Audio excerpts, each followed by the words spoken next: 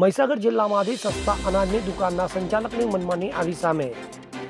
જિલ્લાના લુણાવાડા તાલુકાના ચારણ ગામ સાલાવાડ ગામે બનવા પામી ઘટના. ગરીબ પ્રજાને અનાજ ઓછું આપતા વિધવા મહિલાઓ રડી પડી. ગામના એક જાગૃત નાગરિક દ્વારા વિડીયો ઉતારી સોશિયલ મીડિયામાં કરવામાં આવ્યા વાયરલ.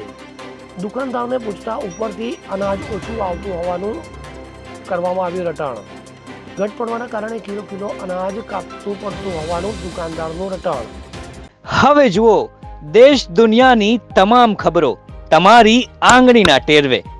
ઉઠાવો મોબાઈલ અને ગૂગલ પ્લે સ્ટોર પરથી ડાઉનલોડ કરો અમારી CN24 ન્યૂઝ મોબાઈલ એપ.